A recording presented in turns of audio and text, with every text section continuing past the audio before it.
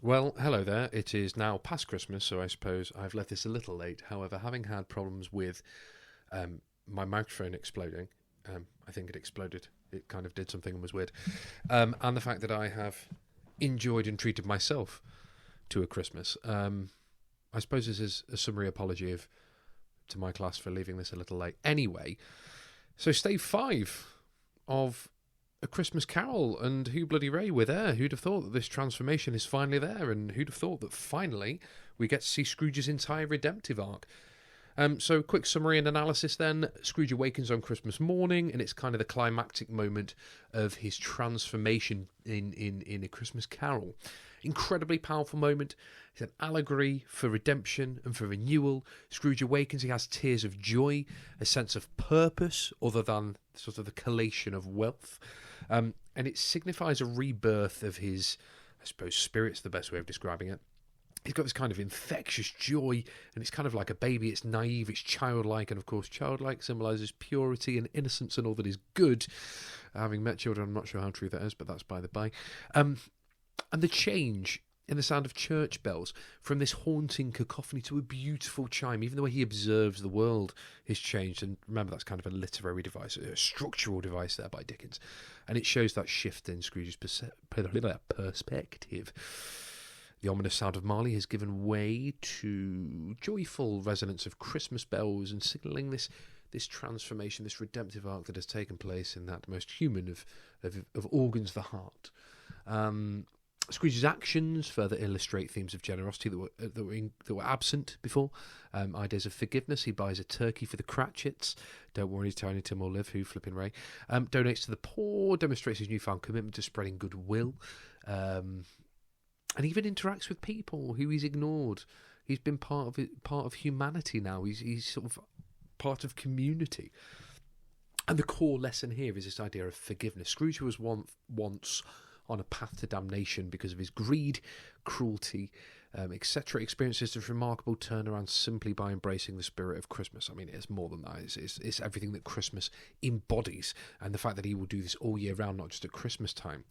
And if you like, you can sort of throw in a bit of context there about Christian doctrine, where redemption and forgiveness are central themes underpinning Scrooge's transformation. And again, this story is allegorical by Dickens to show that anybody, no matter how,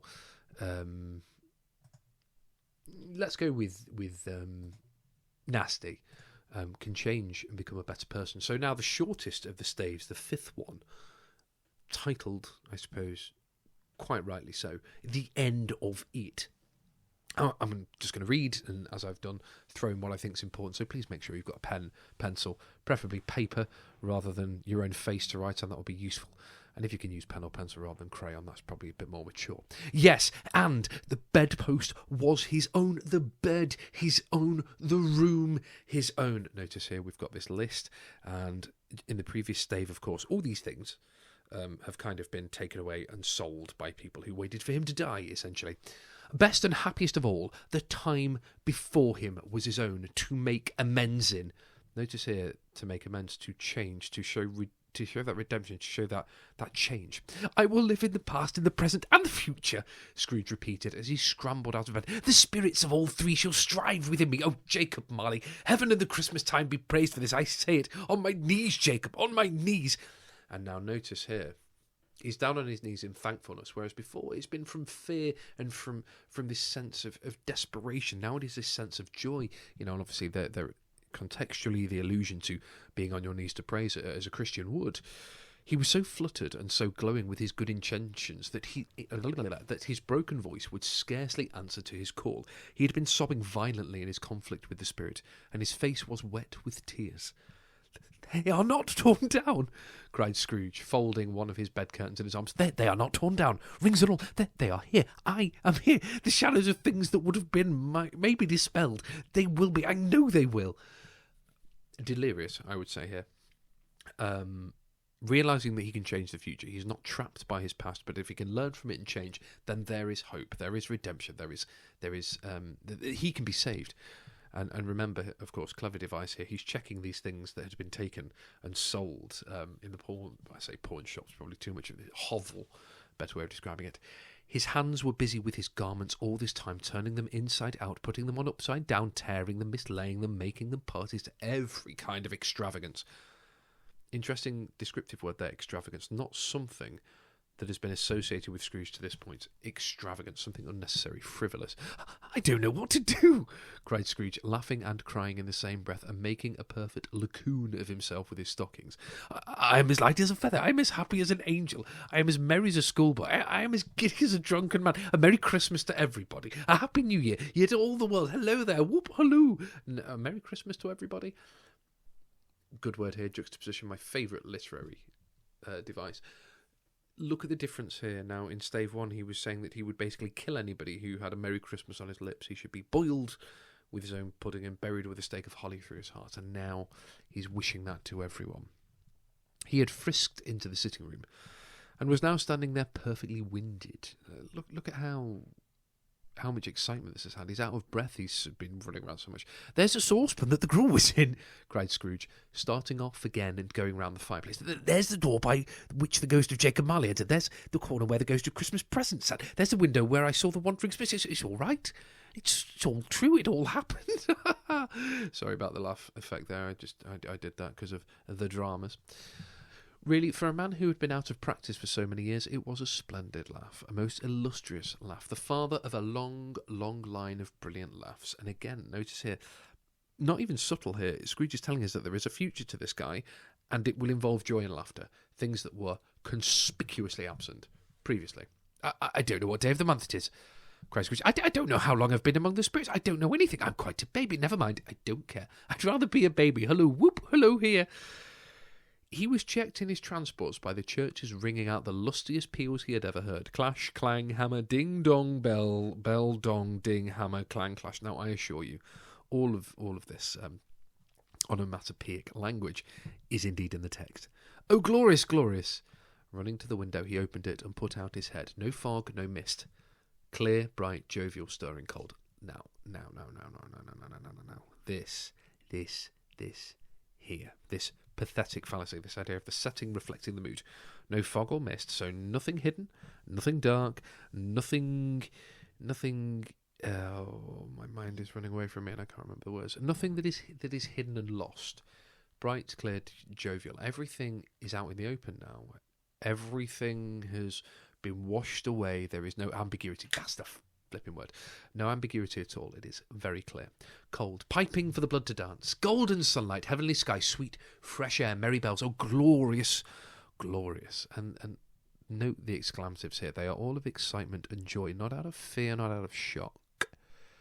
"What's today?" cried Scrooge, calling downwards to a boy in Sunday clothes, who perhaps had loitered to look about him. "Aye?" returned the boy, and my screen has just turned off. Just bear with me 2 seconds. Thank you. Returned the boy with all of his might and wonder. What's today, my fine fellow?" Notice the politeness here of the question. Said Scrooge. "Today," replied the boy. "Why, it's Christmas Day." It's Christmas Day," said Scrooge to himself. "I haven't missed it. The spirits have done it all in one night. They can do anything they like. Of course they can. Of course they can. Hello there, my fine fellow." "Hello," returned the boy. "Do you know the poulterers in the next street but one on the corner?" If you don't know, poulterers, poultry. It sells birds, turkeys, geese, that kind of thing. Probably chickens as well. Scrooge inquired. "Oh, I should hope so," replied the lad. "An intelligent boy," said Scrooge. "A remarkable boy." He kind of knows where a shop is. Maybe he's over-egging the pudding, but we can see the excitement in Scrooge and the politeness and the joviality. "Do you know whether they've sold the prize turkey that was hanging up there? No, not the little prize turkey, the big one." "Oh, what, the one as big as me?" returned the boy. "What a delightful boy," said Scrooge. "It's a pleasure to talk to him. Yes, my buck." And notice here, when he says it's a pleasure to talk to him, he is referring to himself. That is not for the boy to hear, so he's genuine. Like, we get this weird insight into Scrooge now, where he's kind of narrating how he feels, and it's to us as an audience, but to himself. So kind of breaking that kind of fourth wall, but we know this to be true now. "It's hanging there now," replied the boy. "Is it?" said Scrooge. "Well, go and buy it." "Walker." No, I said Walker, not the other word that sounds similar. Exclaimed the boy. No, said Scrooge. "I am in earnest. Go and buy it, and tell him to bring it here, that I may give them the direction where to take it. Come back with a man, and I'll give you a shilling. Come back with him in less than 5 minutes, and I'll give you half a crown." Notice there, the man that was penny pinching and didn't even want to put a lump of coal on the fire is now paying this boy to do him a favour. The boy was off like a shot. He must have had a steady hand at a trigger who could go off a shot half so fast. "I'll send it to Bob Cratchit's," whispered Scrooge, rubbing his hand and splitting with a laugh. "He shan't know who sent it. It's twice the size of Tiny Tim. Joe Miller never made such a joke as sending it to Bob's Wilby." The hand in which he wrote the address was not a steady one, but write it he did somehow and went downstairs to open the door ready for the coming of the poulterer's man. As he stood there waiting his arrival, the knocker caught his eye. "Why?" Oh gosh, it's happened again. Sorry. Having a real issue with technology today. There we are. As he stood there waiting his arrival, the knocker caught his eye. "I shall love it as long as I live," cried Scrooge, patting it with his hand. Now, remember, the knocker is where Marley first appears, and we get that first sense that things are wrong. And we've gone from this sort of lamentation, this curse, this fear, into joy, realising that this experience has changed him. "I scarcely ever looked at it before. What an honest expression it has in its face. It's a wonderful knocker. Here's a turkey. Hello, whoop. How are you? Merry Christmas." It was a turkey. He never could have stood upon his legs, that bird. He would have snapped them short off in a minute like sticks of sealing wax. "Why, it's impossible to carry that to Camden Town," said Scrooge. "You must have a cab." Look, he's paying for a cab for a turkey to be delivered because it's so large. The chuckle with which he said this and the chuckle with which he paid for the turkey, notice, repetition of the word chuckle, that kind of almost internal belly laugh. And notice, again, and the chuckle with which he paid for the cab and the chuckle with which he recompensed the boy were only to be exceeded by the chuckle with which he sat down breathless in his chair again and chuckled till he cried. Shaving was not an easy task, for his hand continued to shake very much, and shaving requires attention, even when you don't dance while you're at it. But if he had cut the end of his nose off, he would have put a piece of sticking plaster over it and been quite satisfied. He dressed himself in all his best, and at last got out into the streets. The people were by this time pouring forth, as he had seen them with the ghost of Christmas present. And notice, and remember there, Scrooge was, well, even in the ghost of Christmas present, Scrooge was not able to join in. He was a shade, he was a shadow. He was seeing how these people interacted, and now he's actually able to physically do it. Scrooge regarded everyone with a delighted smile. He looked so irresistibly pleasant. In a word, that 3 or 4 good-humoured fellows said, "Good morning, sir. Merry Christmas to you." And Scrooge said often afterwards that of all the blithe sounds he had ever heard, those were the blithest in his ears. And again, juxtaposition, at the start of the novel, we have blind men's dogs pulling their masters away to avoid Scrooge, because he looks like such a nasty person. He had not gone far when, coming on towards him, he beheld the portly gentleman who had walked into his counting-house the day before, and said, "Scrooge and Marley, I believe." It set a pang across his heart to think how this old gentleman would look upon him when they met, but he knew what path lay straight before him, and he took it. Now, when it says a pang on his heart, he knows he's going to have to make up. It's going to be embarrassed. He feels bad for what he's done. But an extra element of this, and a show of his character now, is that he's going to face up to that. He's going to realise what he did was wrong, and he's now going to atone for it. "My dear sir," said Scrooge, quickening his pace and taking the old gentleman by both his hands, "how do you do? I hope you succeeded yesterday. It was very kind of you. A Merry Christmas to you, sir." Mr. Scrooge." "Yes," said Scrooge, "that is my name, and I fear it may not be pleasant to you. Allow me to ask your pardon. And will you have the goodness," here Scrooge whispered in his ear.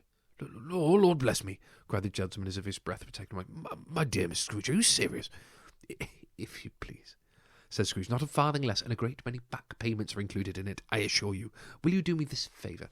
Now, very clever what Dickens does here. He doesn't actually say what the amount is, but Scrooge whispers it, and it shocks this dude so much that he's kind of like, "Goodness me, I can't believe you're being so generous." I think that's really quite interesting. It also falls into this idea of charity. Shouldn't be something that you advertise. It should be a private thing. If you're truly philanthropic, if you're truly giving in terms of charity, it's a private thing. "But, my dear sir," said the other, shaking hands with, I don't know what to say to such munificent..." "Don't say anything, please," retorted Scrooge. "Come and see me. Will you come and see me?" I will," cried the old gentleman, and it was clear he meant to do it. "Thank ye," said Scrooge. "I'm much obliged to you, and thank you 50 times. Bless you." He went to church and walked about the streets and watched the people hurrying to and fro, patted children on the head, questioned beggars, and looked down into the kitchens of houses and up to the windows, and found everything could yield him pleasure. He had never dreamed that any walk, that anything could give him so much happiness. In the afternoon, he turned his steps towards his nephew's house. Now, those of you that have got a modicum of sort of nous will realise what's going to happen next, why this is so significant. He passed the door a dozen times before he had the courage to go up and knock, but he made a dash and did it. "Is your master home, my dear?" said Scrooge to the girl. Nice girl, very. "Yes, sir." "Where is he, my love?" said Scrooge. "He's in the dining room, sir, along with the mistress. I'll show you upstairs, if you please." "Thank ye, he knows me," said Scrooge. Clever, this. So the servant that Fred has, look here, really, really subtle but clever. This girl doesn't know who Scrooge is because he never visits. So it's showing how out of place this is. Because the servant who would have been there presumably for a little while would recognise people that often came to the house, and Scrooge clearly has never been. He turned it gently and sidled his face round the door. They were looking at the table, which was spread out in great array, for these young housekeepers are always nervous on such points and like to see that everything is right. "Fred!" said Scrooge. Dear heart alive, how his niece by marriage started. Scrooge had forgotten for the moment about her sitting in the corner with a footstool, or he wouldn't have done it on any account. "Why, bless my soul!" cried Fred. "Who's that?" "It's I, your Uncle Scrooge. I've come to dinner. Will you let me in, Fred?" Let him in. It's a mercy he didn't shake his arm off. He was at home in 5 minutes. Nothing could be heartier. His niece looked just the same. So did Topper when he came. So did the plump sister when she came. Do you remember that sort of chasing scene? Yeah, a bit weird. So did everyone when they came. A wonderful party, wonderful games, a wonderful unanimity. Wonderful happiness. Again, the great Dickensian trope of repeating keywords. Wonderful, wonderful, wonderful. But he was early at the office the next morning. Oh, he was early there. If he could only be there first and catch Bob Cratchit coming late, that was the thing he had set his heart upon. And he did it. Yes, he did. The clock struck 9. No Bob. 1:15. No Bob. He was a full 18 minutes and a half behind his time. Scrooge sat with his door wide open that he might see him come into the tank. His hat was off before he opened the door, his comforter too. He was on his stool in a jiffy, driving away with his pen as if he were trying to overtake 9 o'clock. "Hello." It's a bit weird there, sorry. Growled Scrooge in his accustomed voice, as near as he could feign it. So notice that, near as he could feign it, even his old voice, even his old way of speaking has now become alien to him, and he has to pretend, and he has to put on this voice, because he's no longer that person. Even his voice, one of the most recognisable features about a person, has changed. That is this redemptive arc that we're talking about. "What do you mean by coming here at this time of day?" "I'm very sorry, sir," said Bob. I am behind my time." "You are," repeated Scrooge. "Yes, I think you are. Step this way, sir, if you please." "It's only once a year, sir," pleaded Bob, appearing from the tank. "It shall not be repeated. I was making rather merry yesterday, sir." "Now I'll tell you what, my friend," said Scrooge. "I am not going to stand this sort of thing any longer, and therefore," he continued, leaping from his stool and giving Bob such a dig in the waistcoat that he staggered back into the tank again, "and therefore I am about to raise your salary." I know, right? The original practical joke, the original YouTube prankster here. Bob trembled and got a little nearer the ruler. He had a momentary idea of knocking Scrooge down with it, holding him and calling people in the court for help and a straight waistcoat. Bob is completely perplexed by this. He does not know what's going on, and he thinks that Scrooge has basically snapped. "A Merry Christmas, Bob," said Scrooge with an earnestness that could not be mistaken as he clapped him on the back. "A merrier Christmas, Bob, my good fellow, than I have given you for many a year. I'll raise your salary and endeavour to assist your struggling family, and we will discuss your affairs this very afternoon over a Christmas bowl of smoking bishop. Bob, make up the fires and buy another coal scuttle before you do it." "I forgot about this." Another Bob Cratchit. Right. The symbolism of fire, the symbolism of it being warmth and caring and joyful, and that miserly fire that Scrooge has at the beginning. It has come full circle, finally, come in an arc, if you like, that this fire is now about to be built up and about to be something incredibly special. Scrooge became better than his word. He did it all and infinitely more. And to Tiny Tim, who did not die, no matter how much we wanted it, he was a second father, because he missed out on his, these things that he missed out on in the initial run. He never had his own children, and now he becomes a father. And there's kind of all those allusions to that religious significance of the word father as well, that kind of patriarchal, caring figure who looks out after those who are less fortunate. He became as good a friend and as good a master and as good a man as the good old city knew, or any other good old city, town or borough in the good old world.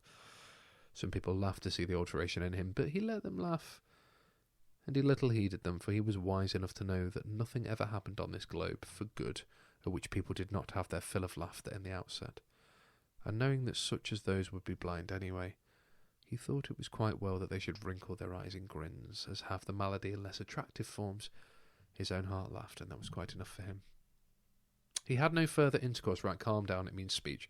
He had no further intercourse with spirits, but lived upon the total abstinence principle ever afterwards. And it was always said of him that he knew how to keep Christmas well if any man alive possessed the knowledge. May that be truly said of all of us. And so, as Tiny Tim observed, the obsequious little git, God bless us, everyone. Those final lines, God bless everyone, that final message of hope there. Now, I really hope this, I don't know if I'm sort of big-headed enough to call it a series, collection of ramblings has been remotely useful. Please do feel free to flick backwards and forwards through these videos if they will help with your revision. I think my class has found them a bit useful. Hopefully, maybe even the wider world will. Who the hell knows? If you've got any questions about A Christmas Carol, please feel free to leave them in the comments and whatnot, and I will try and get back to you, or perhaps even your fellow students, people, might do the social media tab. Do you know what? I think I'm rambling enough. I really hope you've enjoyed that. If you have, give it a thumbs up or not. Not really bothered either way, but I just hope that in some way that has assisted you. And if there's one thing that you take away from, no, two things that you take away from this entire series. Oh, I've called it a series now. I'll go with that. One, the story is an allegory, and it's about Scrooge's redemptive arc and the idea that anyone can be saved if they treat their fellow man properly. That's what Dickens' message is. And that other nice one is that, of course, there's somebody riding a motorbike outside my house at 9:30. Rude. And the second one is the symbolism of fire and how that represents joy and warmth and comfort, and which characters are linked to larger fires and smaller fires. Yeah, anyway, I may do some of these for some of the other texts that I'm teaching this year. If not, it's been a pleasure making them. I hope you found them useful. Toodaloo.